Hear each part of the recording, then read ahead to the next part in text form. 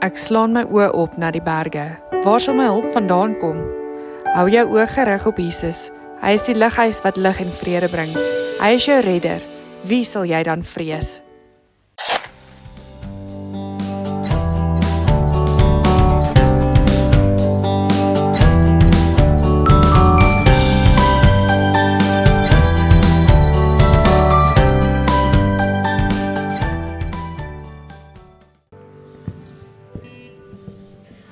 Terwyl hulle afbeweeg, wil ek jou vra om so in aanbidding te bly.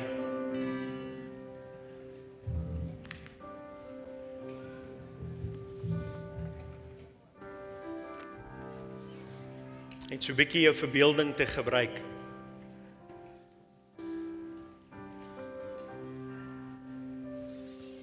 So 2000 jaar terug is daar 'n berg, Golgotha. En die kruis is reeds in plek.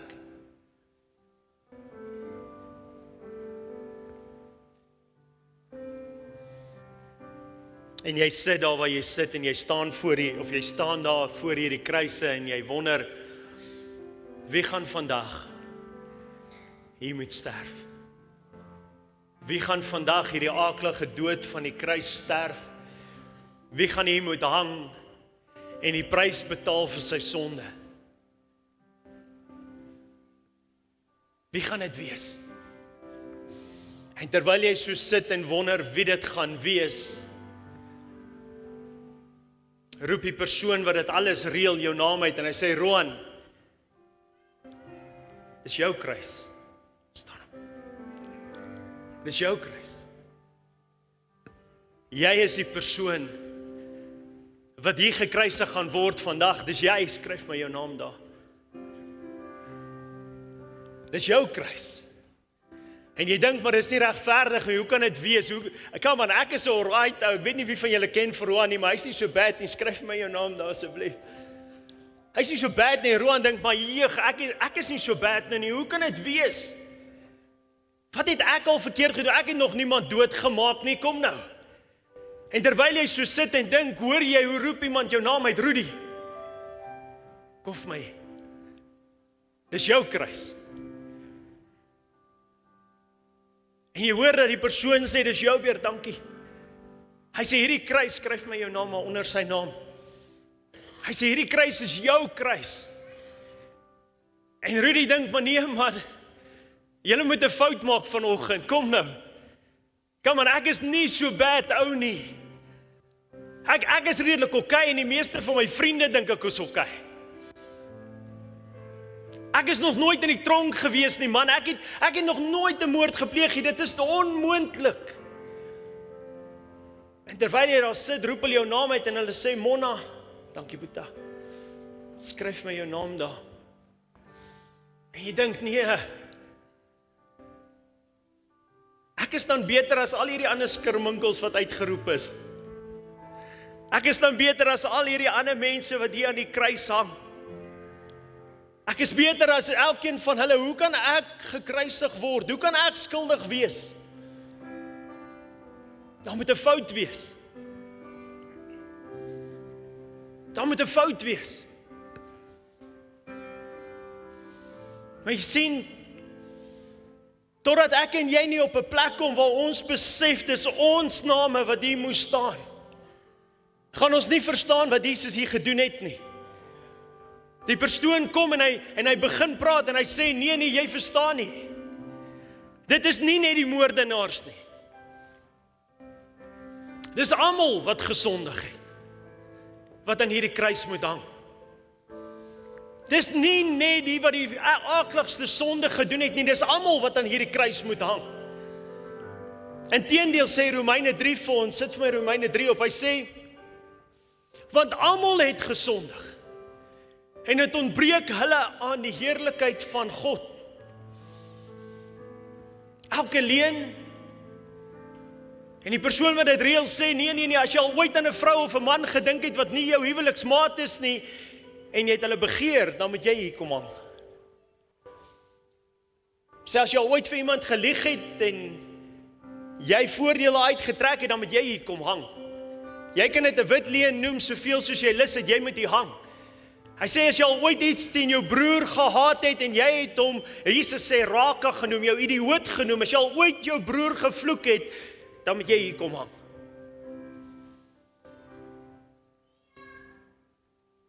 As daar enige vorm van onvergifnis in jou lewe is, teen enige persoon, dan moet jy hier kom hang. As jy al ooit die plesiere van hierdie wêreld bo Christus gekies het, dan moet jy hier kom hang. As jy vir hom moet hang. Sien, totdat hierdie kruis nie persoonlik word nie. En ek en jy besef dat daar's geen uitkoms behalwe as daar iemand ons kom red, want ons kan onsself nie red nie. Die persoon wat dit reël sê vir jou dat slegs die perfekte offer kan in jou plek kom staan. Slegs die perfekte offer. En jy sê, wat van as ek 'n duif offer? Wat van as ek 'n lam offer soos hulle gemaak het in die Ou Testament en ons slag hom, gaan dit werk? En hy sê nee, dit was goed genoeg vir daai tyd gewees en dit kon slegs jou sonde vergewe gekry het vir 'n klein tydperk. Dit kon nie die sonde wegneem nie. Jy het iemand beter of iets beter as dit nodig. Jy sal jou lewe moet gee. Of iemand beter as dit sal vir jou moet instaan. En in daai oomblik sit vir my Jesaja op asseblief. In daai oomblik, he stepped in. En daai oomblik, the Lord will march out like a mighty man. 'n ander vertaling sê, he will walk out like a champion. He will walk out like the champion. Daar's net een wat ons plek kan inneem en sy naam is Jesus. Daar's net een wat goed genoeg is om ons plek te kom inneem en sy naam is Jesus. En hy sê, he will walk out like a mighty man. Like a warrior, he will stir up his zeal. Sy passie, sy hart vir sy mense, with a shout, he will raise the battle cry, and he will triumph over his enemies. Every enemy, our enemies, he will triumph. En 'n oomblik kom Jesus, en hy sê, Matanimona, ek trek jou naam dood, Rudy, ek trek jou naam dood. Roan, ek trek jou naam dood, en ek skryf my naam op wie se kruis? Op jou kruis. Die plek wat jy moes gehad het, kom Jesus en hy skryf sy naam in. Die kruis is nie net Jesus se kruis nie, dit was jou kruis op 'n tyd.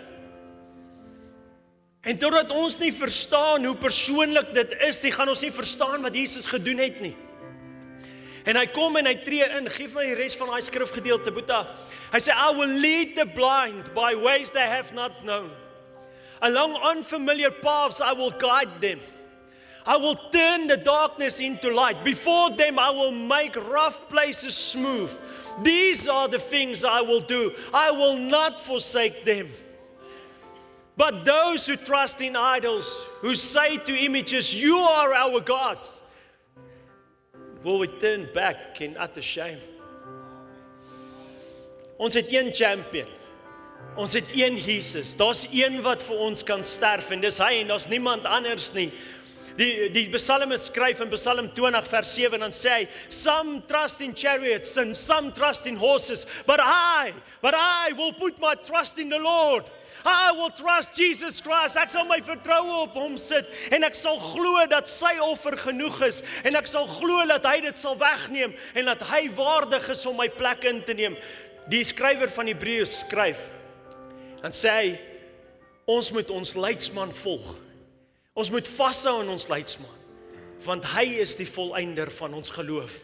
Come on kerk, ek en jy kon nie hierdie prys betaal het nie, maar omdat Jesus vir ons die prys betaal het, kan ek en jy leef, omdat hy ingestaan het, omdat daar niemand is soos hy nie, en hy jou waardig genoeg geag het, om jou plek in te neem, jou plek, jou kruis. Nie sy kruis nie, jou kruis. Het hy gekom en hy het sy naam op hom geskryf. Omdat hy dit gedoen het, kan ek en jy leef. kan ek en jy leef? Kan ek en jy oorwin? Kan ek en jy vanmôre hom 'n lofoffer gee in hierdie plek en sy naam verheerlik? Come on, prys die Here. Amen. Prys die Here. Prys die Here. Ek wil vanmôre 3 goed met jou deel. Dankie Louise. Ek wil vanmôre 3 goed met jou deel wat Jesus aan hierdie kruis gedoen het. 3 goed wat lewensveranderend is vir elke Christen. En hierdie 3 goed, sou jy dit vanmôre jou eie maak en ek het dit nou gesê, hierdie kruis moet persoonlik wees. Daar moet 'n plek in jou lewe kom waar jy nie net na die kruis kyk as Jesus se kruis nie, maar as jou kruis. Jy het nie daar gesterf nie, maar jou naam was op daai kruis. En ek hoop vanmôre tydens hierdie diens word dit so persoonlik vir jou. So persoonlik vir jou. So die eerste ding waarna ons gaan kyk is, blaai saam met my vanmôre na Matteus 27 toe.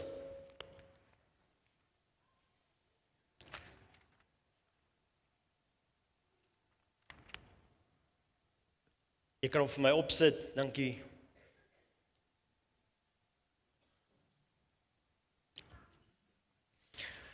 Nadat hulle dan byeengekom het, sê Pilatus vir hulle, wie wil julle hê moet ek vir julle loslaat? Barabbas of Jesus wat genoem word die Christus? Wie van julle was laasweek in die kerk? Het ek net gesien? OK, so ek gaan nie pastoor JP se preek weer preek nie. OK? Ek gaan hom nie weer preek nie. Die van julle wat nie was nie, gaan kyk, is gelaai op Facebook en op YouTube en dit.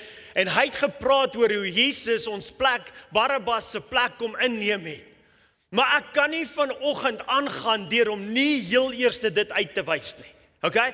Hierdie is die eerste ding wat ek vanmôre wil uitwys wat Jesus vir ons aan die kruis kom doen het. Hy het ons plek kom inneem.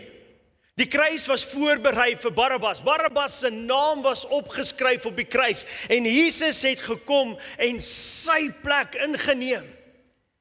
Jou plek ingeneem. My plek ingeneem. Ons wat sondaars is.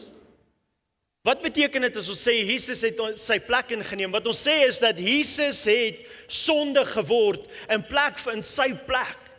Jesus het hom gevrywaar van sy sonde en in sy plek het Jesus gekom en hy het al sy sonde op hom geneem op die kruis.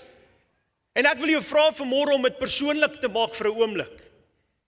Jesus het nie net Barabbas se plek ingeneem nie, maar soos ek my inleiding gegee het, het Jesus ook jou plek ingeneem. Jesus het kom intree vir my en vir jou. En wanneer die woord sê dat Jesus het vir ons sonde kom sterf en hy het ons plek ingeneem, dan vat Jesus Christus die sonde wat op ons hang. En hy vat dit en hy sê hy sal dit op hom dra. Hy sal dit na hom toe vat. Kom julle twee gou hier. Die sonde wat op haar is, sê Jesus toe hy die plek inneem op die kruis van Barabbas en van jou en van my, toe sê Jesus, ek vat hierdie sonde en ek verwyder dit so ver soos die ooste is. Sien jy daai muur? Gaan vir my tot by die muur. En jy gaan tot by daai muur moet gaan. So ver soos die ooste is van die weste, sal ek jou sonde van jou verwyder. Toe Jesus aan hierdie kruis sterf en my en jou plek inneem, toe sê ek, vat al die sonde wat jy al gedoen het, wat jy nog gaan doen, vat ek op my. En ek sterf daarvoor, want die loon van die sonde is die dood. Daar is nie 'n klein sonde en 'n groot sonde nie. Daar is nie 'n klein sonde nie. Ons soveel keer dan haal ons onsself van die kruis af, nee, ons haal ons naam uit, want ons sê dat, nee maar, ja, Dani kan sekerlik nie op die kruis wees nie, want weet, ek het nog nie daai goed gedoen nie, man. Is dit nie? En ek gedra my nie soos daai ou hom gedra nie, en ek doen nie wat hy doen nie, so, nee, ek kan nie, dit kon nie ek wees nie. Waar Jesus die woord maak het vir ons duidelik dat alle sonde, Jesus het gekom en gesterf vir alle sonde, groot en klein. Julle kan weer nader kom, dankie. En Jesus sê dat hy verwyder dit so ver en hy maak ons vry van die sonde. En wanneer hy ons vry maak van die sonde, dan beteken dit hy breek die vloek van die sonde oor jou lewe. Hy breek die binding van die sonde oor jou lewe.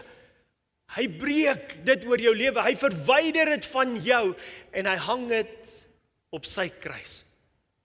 En hy sê, ek sal jou sonde op my kruis dra. Ek sal dit vat. Ek sal jou vrymaak van jou sonde. Jy het nie meer daai sonde nie. Come on. Ek sal jou skoner was as die witste sneeu. Ek sal die lam wees wat betaal daarvoor. Ek sal jou plek inneem en ek sal jou 'n nuwe mens maak. Kom aan, Jesus verwyder die ou mens en hy gee ons 'n nuwe mens. 1 Korintiërs. Kom aan. Jesus gee ons 'n nuwe kans, 'n nuwe geleentheid en hy dink nie eers aan die ou goed nie. Dit is verby. Dit is agter ons. Dit hang aan die kruis. As ons hom sou vertrou met ons sonde. Vertrou jy Jesus met jou sonde?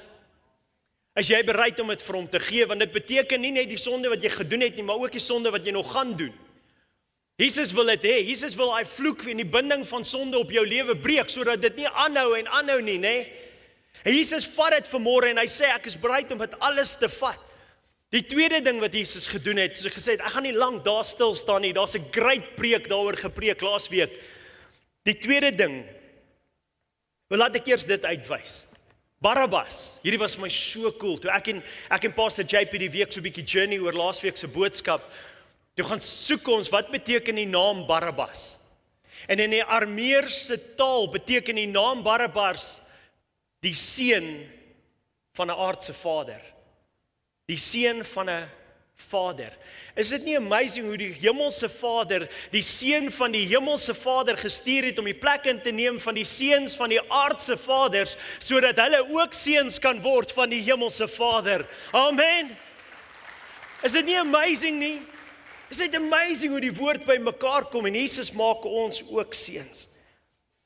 Die tweede ding wat Jesus doen, blaai saam na Johannes 19 toe.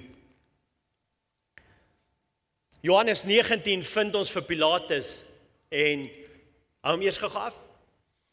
En Pilatus in hierdie gedeelte probeer die hele tyd Jesus van die kruis afkry. Gaan lees dit. Hy wil nie Jesus moet gekruisig word nie. Hy probeer hom verdedig en dan besluit hy nie, okay, great, hy gaan bietjie toegee en dan probeer hy hom verdedig en dan besluit hy gaan bietjie toegee en dan laat hy hom geslaan word, gegeesel word en dan gee hy bietjie toe en dan vra hy vir hulle en hy probeer sy bes om Jesus af te kry van hierdie kruis af en dan vind hierdie volgende verse plaas, vers 7. En die Jode antwoord hom, ons het 'n wet en volgens ons wet moet hy sterf, omdat hy homself die seun van God gemaak het. Net gou, ek het gister weer 'n ding gekyk waar iemand sê, maar waar het Jesus gesê hy is die seun van God? Dan sou hy nie gekruisig geword het as hy dit nie geclaim het nie. Dit is hoekom die Jode hom wou kruisig. Jesus self het soveel maal in die woord gesê en daarna verwys dat hy die seun van God is. Daar's geen confusion daar rondom nie. Okay, as jy ooit sulke nonsens hoor, Jesus sê hy's die seun van God. En dit was duidelik geweest. En toe Pilatus hierdie woorde hoor, het hy nog meer bevrees geword. Hy het bang geword. En weer in die paleis ingegaan en vir Jesus gesê, "Van waar is u?" Maar Jesus het hom geen antwoord gegee nie. En Pilatus sê vir hom, "Praat u nie met my nie. Weet u nie dat ek die mag het om u te kruisig en die mag het om u los te laat nie?" En Jesus antwoord, "U sou geen mag teen my hê as dit u nie van bo gegee was nie. Daarom het hy wat my aan u oorgelewer het groter sonde." Hierop het Pilatus probeer om hom los te laat, maar die Jode het geskree en gesê, "As u hom loslaat, is u nie die keiser se vriend nie. Elkeen wat homself teen 'n koning maak, verset homself teen die keiser." Ons vind hier dat Pilatus probeer Jesus beskerm. Pilatus probeer nie teen Jesus sondig nie. Hy probeer nie Jesus uitlewer nie. Hy probeer die regte ding doen. Hy probeer en hoe harder hy probeer, hoe meer en meer kry hy homself in 'n plek waar sy vrees oorneem en dan gee hy 'n bietjie toe. As jy hierdie gedeelte gaan kyk, dan sien jy dat hy het gevrees en hy het toegegee. Jy sien dat daar was groepsdruk, die mense het druk op hom gesit, die samelewing het druk op hom gegee en hy het toegegee. Maar Pilatus wou nie toegee nie, maar hy het as gevolg van hierdie goed in sy lewe, as gevolg van sy omstandighede. Hoeveel van ons gee toe aan sonde? Hoeveel van ons het aandeel op hierdie sonde wat op Christus op die kruis hang, as gevolg van vrees in ons lewens? As gevolg van druk van die samelewing, as gevolg van groepsdruk, as gevolg van 'n situasie waar jy jouself in bevind en jy sê vir my, Danie, maar ek wou nie. Danie, dit was nie my beplanning nie. Danie, ek wou dit nie teen die Here gedoen het nie. Dit was nie my keuse nie. Ek besef dis my sonde, maar ek wou dit nie doen nie en ek voel so skuldig vanmôre. Ek voel so skuldig want ek besef dis my sonde wat hom op die kruis laat beland het. Dis my sonde, dis my skuld. Maar hier gebeur iets kosbaar en dis die tweede ding wat ek vir jou wil wys wat Jesus op die kruis doen. Hier gebeur iets kosbaar in hierdie stukkie. Jesus sê vir Pilatus, moenie skuldig voel nie. Come on. Jesus sê vir hom, Pilatus, jy het geen krag en mag in hierdie storie nie. Jy is nie verantwoordelik hiervoor nie. Jesus sê vir Pilatus, ek wil jou skuldgevoel van jou verwyder vanmôre. Sodat die Here vanmôre jou skuldgevoel wil verwyder. Jy sien, waar daar sonde is daar skuldgevoel. Is dit nie? Waar daar sonde is daar skuld. En Jesus Christus weet dat as hy nie die skuld wat op ons is, saam met die sonde verwyder nie, kan daar nie 'n verhouding wees nie. Kom iemand. As hy nie die skuld saam met die sonde verwyder nie, kan daar nie 'n verhouding wees nie. Kan ek en jy nie in verhouding met hom staan nie. Onthou julle vir Adam en Eva wat gebeur het nadat hulle gesondig het? Hulle het skuldig gevoel. Hulle het skuldig gevoel as gevolg van dit wat hulle gedoen het. En wat het gebeur? Hulle het gaan wegkruip van die Here af. Hulle het hulle self verwyder van God af en is net so met my en jou ook. Die oomblik wat ons sonde doen en die oomblik wat daar sonde in ons lewe is, dan kom daar 'n skuldgevoel. En die skuldgevoel verwyder ons van God af. Dit breek die verhouding wat die Here wil hê moet tussen ons wees, breek dit op. Wie van julle was nie hand opsteek nie, maar wie van julle was al in 'n finansiële situasie waar as die bank bel, jy nie die foon antwoord nie? Ja, ek was al daar. Jy sien wat doen skuldgevoel? Wie van julle het al 'n vriend iets geskuld? Of jy was lelik met iemand gewees en jy weet jy is skuldig. En daai foon lui en wat doen jy? Jy sê nee, dan sê die persoon jou foon lui en sê nee, los hom, dit is nie myne nie. Doen julle dit? Ek doen dit glad nie. Ek noem dit net. Wat is dit wat dit veroorsaak? Dis die skuldgevoel van die daad wat gedoen is. Jy sien, dit was vir Jesus belangrik om die skuld ook te kom verwyder. Want Jesus weet, solank as wat ek en jy skuldig voel, gaan die verhouding nie ten volle herstel nie. En hy het nodig om die sonde op hom te neem, en hy het nodig om die skuld ook op hom te neem. Jesus wil jou vrymaak vanmôre. En wanneer ons vertroue sit op Jesus Christus, dan vertrou ons hom nie net om ons sonde weg te neem nie, ons vertrou hom ook met ons skuld. Kom nou. Want solank as wat ek en jy rondloop en onsself oor die rug slaan oor die goed wat ons in die verlede gedoen het, gaan jou verhouding met God nie herstel nie. Dit gaan nie kom op die plek waar jy in oorwinning kan leef en waar jy vanmôre uit dankbaarheid hierdie kruis kan vier en nie uit skuld uit nie. Soveel mense kyk na die kruis van Jesus en hulle is hartseer en hulle huil want hulle voel skuldig. Come on, dis nie wat die Here vir my en jou het nie. Hy wil hê ek en jy moet vanmôre na die kruis kyk en ons moet huil uit dankbaarheid. Ons moet vanmôre daarna kyk en sê, Here, dit was my sonde.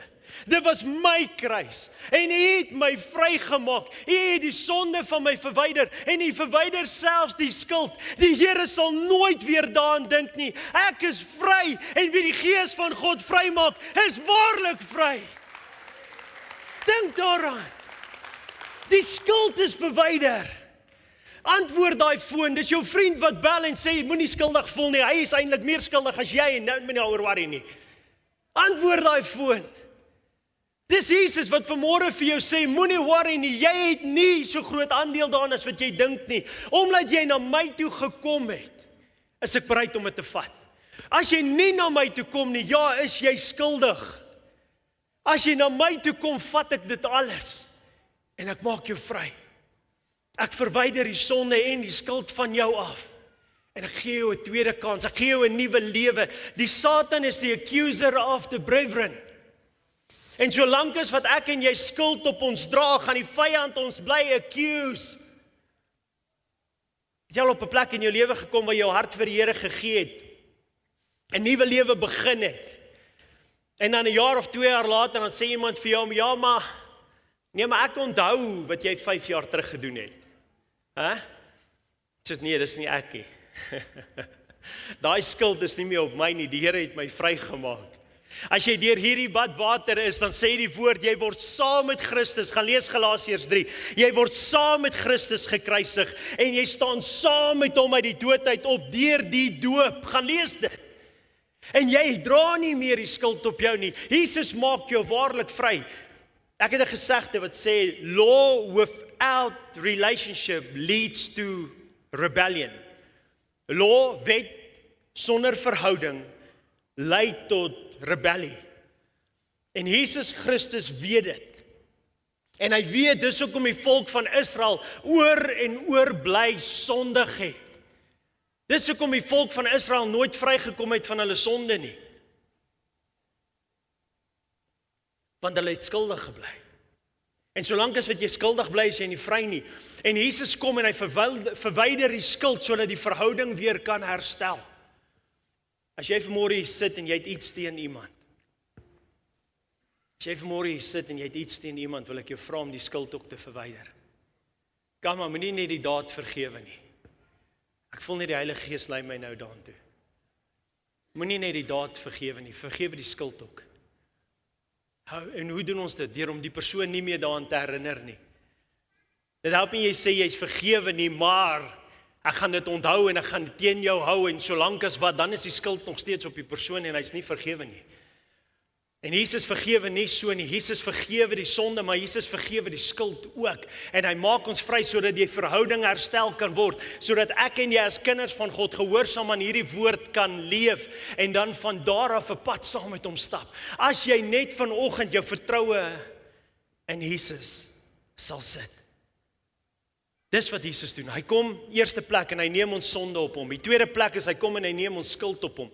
Die derde ding wat Jesus doen, wil ek hê jy moet saam met my lees in Lukas. In Lukas 23 vanaf vers 33 vind ons waar Jesus aan die kruis hang. En waar Jesus aan die kruis hang en toe hulle op die plek kom wat hoofskedel genoem word, Golgotha, Calvary, het hulle hom daar gekruisig en die kwaaddoeners, een aan die regterhand en een aan die linkerhand. En Jesus sê, Vader, vergewe hulle, want hulle weet nie wat hulle doen nie. En hulle het sy klere verdeel en tot lot daaroor gewerk. Het die lot daaroor gewerk. En die volk het dit staan en aanskou, en die owerstes het saam met hulle ook geskimp en gesê, ander het hy verlos, laat hom homself verlos as, sê as, laat hy homself verlos as hy die Christus is, die uitverkorene van God.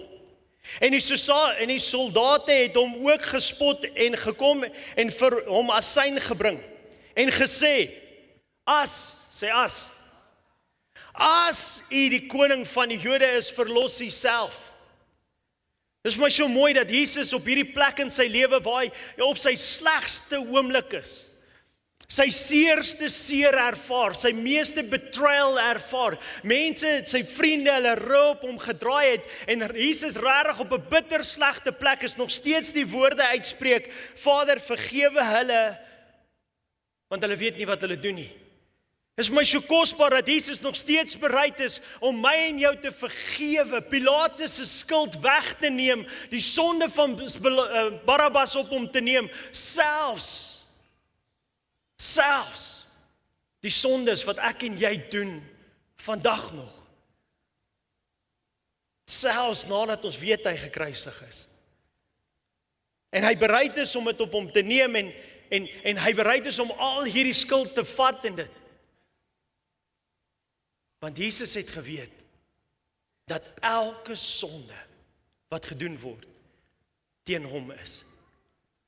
Elke sonde. Het jy al daaraan gedink? Dat daar's geen sonde wat ek en jy kan doen wat nie teen Christus is nie? As daar 'n sonde bestaan wat jy vanmôre kan noem wat nie teen Jesus Christus self is nie, dan moet ons dit van die kruis afhaal. Maar as elke sonde wat gepleeg word teen Christus is, dan sit alles op die kruis volgens. Dis belangrik, ek wil hê jy moet snap wat ek sê vanoggend. In 2 Samuel 12 kom Nathan na Dawid toe. En hy sê vir Dawid, jy het gesondig. En hy sê vir Dawid, want jy het Batseba gevat. En hy sê, en jy het haar man doodgemaak. Jy het teen hierdie man en daai vrou gesondig. Jy het teen jou vriend gesondig. Jy het teen jou vrou gesondig. Jy het teen hierdie mense gesondig. En Dawid se woorde is die volgende. Hy sê, sal die Here my vergewe, want ek het teen God gesondig. Jy sien, alle sonde wat plaasvind is teen Jesus Christus en dis by die kruis en dis die derde ding wat plaasvind by die kruis. Dis by die kruis wat ek en jy 'n openbaring kry van wie Jesus Christus regtig is. Dis by die kruis. Dis by die kruis wat ek en jy 'n openbaring kry van wat se aandeel ons aan die kruisdood van Jesus gehad het. Dis by die kruis. Dis by die kruis wat ons ten volle verstaan wat se impak sonde in ons lewens en ander mense se lewens het, maar ook in die lewe van Jesus Christus gehad het. Kom nou. Dis by die kruis wat ons 'n openbaring kry. Dis hier waar dit gebeur. Op daai stadium daar was daar geen openbaring van wie Jesus is nie. Kom nou. As U die seun van God is, as U die Messias is, as U regtig die koning is, as U hom is wat U sê U is, op daai stadium is daar geen openbaring van wie Jesus is nie. Geen openbaring. Dis hoekom Jesus vir Pilatus sê, Pilatus, die een wat my uitgelewer het aan jou, het groter sonde as jy, want hy verwys na Kajafas. Kajafas is die hoofpriester, en van al die mense in die wêreld op daai stadium is Kajafas die een wat veronderstel is om die grootste openbaring te hê van wie Jesus is, maar hy het nie eers nie. Op daai oomblik is daar geen openbaring van wie Jesus is nie, en dit lei my tot my volgende vraag. Vers 34, Jesus sê, Vader, vergewe hulle, want hulle weet nie wat hulle doen nie. En my vraag is dit, wat van as hulle geweet het wat hulle doen? Wat van as hulle geweet het wat hulle doen? Wat van as daar 'n openbaring was? Op daai stadium was daar geen openbaring nie. En dis hoekom Jesus sê, Vader, vergewe hulle al hulle sonde, vergewe al die mense, want hulle weet nie wat hulle doen nie. Daar's geen openbaring nie. Niks, geen openbaring. Maar wat van as daar 'n openbaring kom? Kom kerk. Wat van as Jesus Christus aan die kruis sterf, neerdal na die hel en op die derde dag opstaan en die graf is leeg? Wat dan?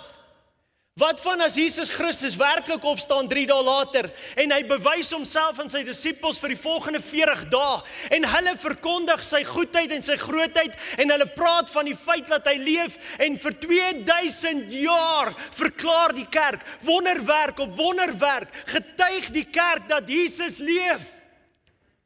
Daar's 'n openbaring nou, kerk. Kom nou iemand, jy moet snap wat ek sê volgende. Daar's 'n openbaring nou. Ons kan nie net gevrywaar word want ek het nie geweet wat ek doen nie. Hierdie was die laaste keer. Gaan lees die Gospels. Hierdie was die laaste keer wat jy na die Vader se kant toe kan kom deur die middel van 'n priester, deur middel van 'n offers wat jy gebring het, deur middel van jou goeie werke. Hierdie was die laaste keer. Hierna word jy slegs gered op die openbaring van Jesus Christus. Kom nou. Slegs jou geloof in Christus, hy is die champion. Hy is die champion. Dis wat Jesus hier sê. Hy sê, Vader, vergewe hulle. Want ek het nog nie gesterf nie, ek het nog nie opgestaan nie, daar is nog nie 'n openbaring nie, daar is nog nie 'n uitstorting van die Heilige Gees nie. Vergewe hulle, want hulle weet nie wat hulle doen nie. Kerk, ons is nie daai nie. Ons is nie daai nie. Paulus skryf in Hebreërs 10, het jy Hebreërs 10 nou op? Ek kan nie onthou of ek vir jou gegee het nie. Hebreërs 10 vers 26 skryf Paulus aan die kerk die volgende woorde. Want as ons opsetlik, sê opsetlik, as ons opsetlik sondig nadat ons die kennis van die waarheid ontvang het, bly daar vir ons geen offer vir ons sondes meer oor nie. Dis Nuwe Testament, dis onder die openbaring van wie Jesus is. Volgende vers. Maar 'n verskriklike verwagting van die oordeel en vuurgloed wat die teenstanders sal verteer. Kom kerk, voordat Jesus die prys betaal het, is jy gevrywaar. Voor Jesus die prys betaal het, kon jy onkundig geklim het, maar nou dat Jesus gesterf het, word ek en jy slegs gered deur middel van ons geloof op Jesus Christus. Nou word ons gered omdat hy ons vertroue op hom sit en ons hou vas aan die feit dat hy ons sonde op hom sal neem. Selfs wanneer ek fouteer, dan glo ek, my champion sal vir my instaan. Ek kan nie daarvoor betaal nie, ek het 'n openbaring daarvan. Ek verstaan dat hy vir my moet instaan. Ek verstaan dat hy my skuld op hom moet neem. Maar as jy nie in Jesus Christus glo nie, gaan jy nie die Vader sien nie. As jy nie jou ten volle vertroue in hierdie kruis van Jesus sit nie, gaan jy nie die hemel sien nie. Jy gaan nie gered word op grond van goeie werke nie. Jy gaan nie gered word op grond van die feit dat jy beter is as die persoon langs jou nie. Jy gaan gered word op grond van jou geloof op die kruisdood van Jesus Christus. Op grond van jou openbaring van wie Jesus is en wat hy aan die kruis vir jou kom doen het. Dis wat jou gaan red. Dis wat jou gaan red. En dit is die derde ding wat Jesus kom doen het aan hierdie kruis. Hy het gekom sodat daar 'n openbaring vir ons kan wees. 'n Sondige mens kom na die voet van die kruis toe. Hy sterf saam met Jesus. Sy sonde, sy skuld bly by die kruis. Hy kry 'n openbaring van wie Jesus is en hy lewe in oorwinning voort. Dis wat die kruis doen. Dis wat die kruis doen. So toe ek gesê het dat Jesus vat al jou sonde en al jou skuld, het ek gesê dat ons dan nou maar net verder kan bly sondig? Nee, stellig nie, sê Paulus. Hoekom nie? Want jy het mos nou 'n openbaring. Kom kerk, jy het 'n openbaring, sê vir die persoon langs jou, jy het 'n openbaring. En omdat jy 'n openbaring het, het jy geen verskoning nie.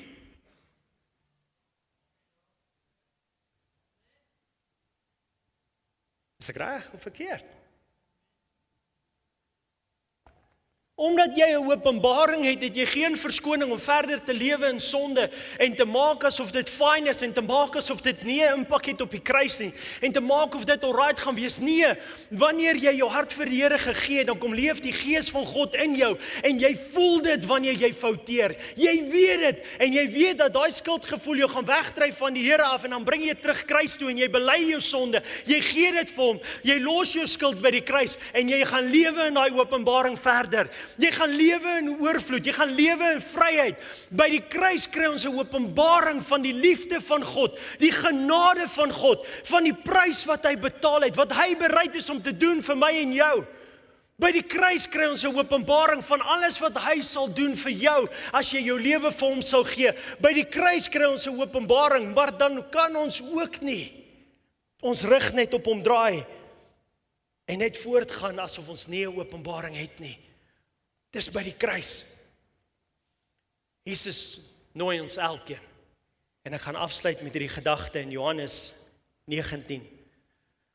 Jesus nooi ons elkeen. Hy nooi ons elkeen na die kruis toe. En terwyl ons in hierdie tyd dink aan, haal my eers af, dankie Boeta.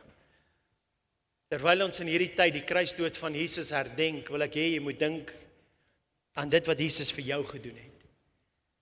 Johannes 3 vers 16 sê, want so lief het God die hele wêreld gehad, en ons kan so maklik daai skrifgedeelte lees en dit nie persoonlik maak nie.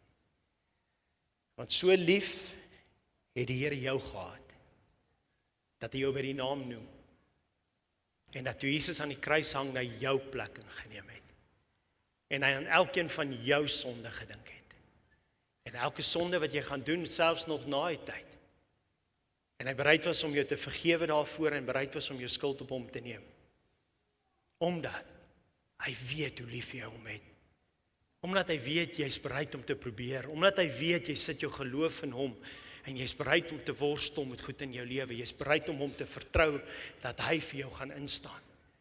Kerk is so belangrik dat ons geloofsekerheid het, is so belangrik dat jy vanmôre hier uitstap en sê, ek het 'n champion, en alhoewel ek nog struikel, ek het 'n champion, alhoewel ek nog foute maak, ek het 'n champion, en hy gaan nie net daai sonde vergewe nie, hy gaan dit wegneem ook, halleluja. Kom nou, ek gaan nie voortlewe in daai verslawing nie, hy gaan dit wegneem, halleluja. Ek mag dalk nog 1 keer struikel of 2 keer, maar ek gaan wragtig nie op die bloed van Jesus bly loop nie, ek gaan dit nie trampel nie, hy gaan dit wegneem, hy gaan my sonde wegneem, en hy gaan die skuldgevoel daarvan wegneem, hy gaan my waarlik vrymaak, en hy nooi my in.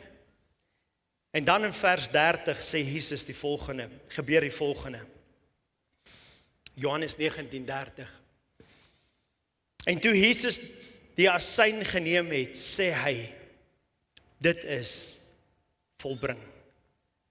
En hy het sy hoof gebuig en die Gees gegee. En Jesus sê, dit is klaar. Die prys vir jou sonde is betaal. Dit is klaar. Jesus het klaar gepraat. Okay? Hy het klaar gepraat. Die duiwel kan nog praat, maar die Here het klaar gepraat. Jou vriende kan nog praat, maar die Here het klaar gepraat. Dis klaar. Daai sonde kan nog praat en kan jou nog tuister, maar Jesus het klaar gepraat. Dis klaar. Dis volbring. Ek het die volle prys betaal.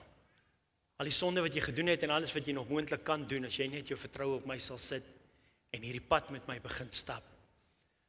Maar terwyl ek afsonder, voel ek net in my gees dat dit ook vanoggend iets anders beteken. Dit beteken die gospel is volbring. Die evangelie is volbring. Beteken dit is die goeie nuus. Ons kan so maklik hierdie goeie nuus van die kruisdood van Jesus Christus iets anders te maak as wat dit is. Ons kan so maklik hierdie kruisdood laat gaan oor my. En ons kan dit 'n prosperity teaching maak, is dit nie? Ons kan so maklik die kruisdood van Jesus laat gaan oor wat ek hier uit gaan kry.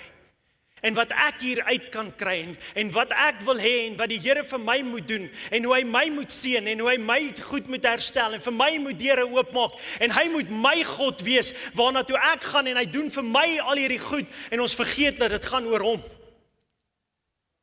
Kom nou kerk. Dit gaan oor hom.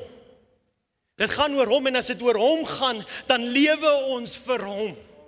Ons kan so maklik hierdie gospel 'n gospel of grace maak. Suit me grace message maak, wat sê maar ons kan voortgaan en sondig, want Jesus sal ons bly vergewe, en sy bloed sal dit bly bedek, maar dan het ons nie 'n openbaring van wat hy hier gedoen het nie. Ons kan so maklik sê, ja, maar die skuld is nog steeds op jou, en jy gaan hel toe gaan. Wie van julle sê dit vir julle kinders? As jy stout is, jy gaan hel toe gaan.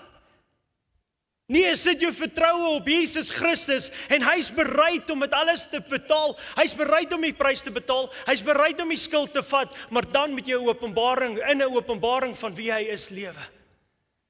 En dis die gospel. Dis die gospel. En dit is klaar. En dis klaar. En Jesus nooi ons vanmôre na sy nagmaaltafel toe. En hy nooi elkeen van ons met 'n skoon gewete na sy tafel toe. Ek wil hê jy moet my hoor, hy nooi jou met 'n skoon gewete. Hy wil jou sonde wegneem vanmôre, en hy wil jou gewete reinig. Hy wil jou gewete skoonmaak. Dit beteken dat as daar goed in jou lewe is, wil ek hê jy moet dit bely vanmôre. Jy het nie nodig om dit hier voor my te kom bely nie. Maar jy weet wat dit is. En ek wil jou vra voor ons hierdie nagmaal bedien vanmôre, die mense wat my gaan help, kan asseblief vir my vorentoe kom. Voor ons hierdie nagmaal bedien vanmôre, wil ek jou vra om net vir 'n oomblik stil te raak daar waar jy is.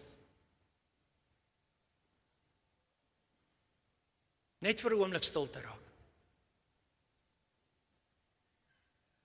Dink net gaan hierdie boodskap volgens.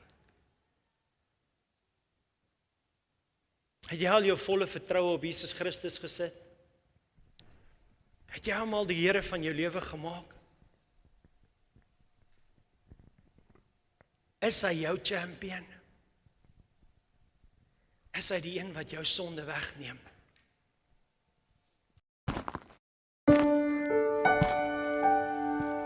Ek slaan my oë op na die berge. Waar sal my hulp vandaan kom? Hou jou oë gerig op Jesus. Hy is die lighuis wat lig en vrede bring. Hy is jou redder. Wie sal jy dan vrees?